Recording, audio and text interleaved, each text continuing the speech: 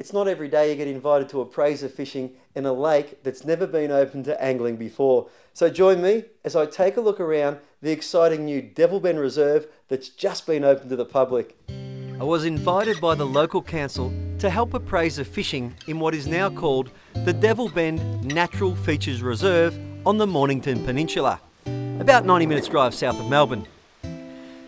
Devilbend is a decommissioned water storage facility, and with a surface area of some 250 hectares, it is by far the largest lake in the region.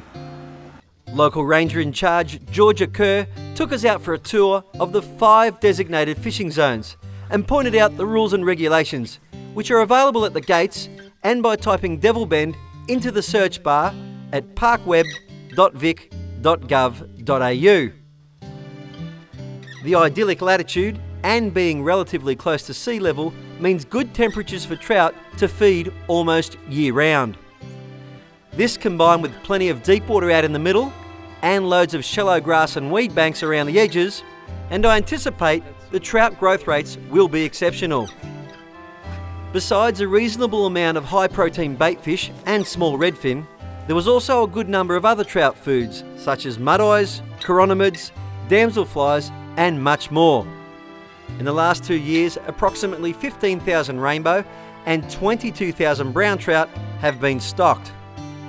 The stocked fish have ranged in size from fingerlings right up to mature adults around the 1.8 kilo mark. There are no major feeder streams with gravel spawning beds, so good trout numbers will most likely rely upon ongoing stocking by local fishing clubs and Victorian fisheries. And what about the fishing? Well, being trout, some patience and expertise was required. Our best results came from being mobile and making 6 or so fan casts in each spot before moving 20 metres or so to repeat the process. There was a bit of time between fish, but with quality browns to 2 kilos, it was well worth the effort. Lubin did well on Yoshi bugger flies, stripped slowly on an intermediate fly line.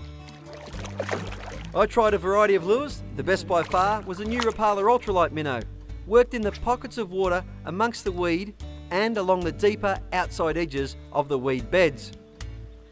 Experienced anglers will find a barrel-like crack in the retrieve will help immensely. If you need more information on this technique, check out my specifically made trout instructional DVDs available at robpacks.com. Several of the fishing zones have some of the best equipped freshwater jetties I've seen, complete with rod holders and cleaning tables. These spots fish best with a running sinker rig and an artificial trout bait tipped with worms and floated up off the bottom on a size 12 hook.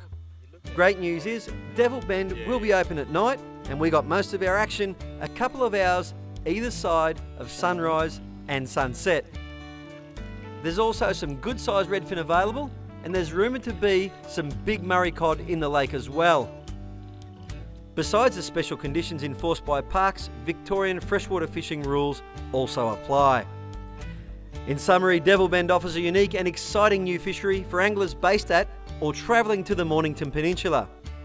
Dedicated trout and redfin anglers will likely love the place, and saltwater anglers now have a great freshwater alternative when the weather is too rough on nearby Port Phillip or Western Port Bays.